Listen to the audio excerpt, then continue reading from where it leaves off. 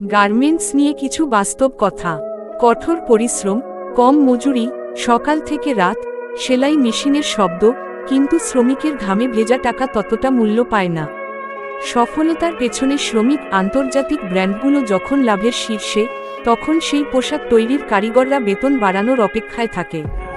Deadline মানে pressure, সময়ের আগেই অর্ডার ডেলিভারি দিতে গিয়ে শ্রমিকদের বাড়তি সময় কাজ করতে হয়, কিন্তু অতিরিক্ত মজুরি সবসময় মেলে না। জীবনের ঝুঁকি, আগুন, ভবন ধস কিংবা দুর্ঘটনা, নিরাপত্তা থাকলে হয়তো এত প্রাণহানি হতো না। শিল্প টিকবে শ্রমিকের কল্যাণে। গার্মেন্টস সেক্টর এগিয়ে যাবে তখনই, যখন শ্রমিকের অধিকার সুরক্ষিত হবে। গার্মেন্টস শিল্পের বাস্তব চিত্র। কঠোর পরিশ্রম, ন্যায্য মূল্য, 10-12 ঘন্টা কাজ, তবুও মজুরি বাড়ার নাম নেই। বোনাসের আশায় দিন গোনা, উৎসব এলেই শ্রমিকদের বোনাস নিয়ে টানাপোড়েন শুরু হয়। ওভারটাইম নাকি বাধ্যতামূলক? অতিরিক্ত সময় কাজ করতেই হয়, না করলে চাকরি টিকবে তো? নিরাপত্তা কোথায়? আগুন লাগলে বা ভবন ধসে গেলে সবচেয়ে বেশি ক্ষতিগ্রস্ত হয় সাধারণ শ্রমিকরা।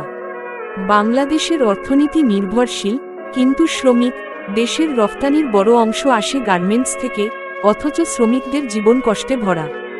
আপনার মতামত কি? কমেন্ট করুন।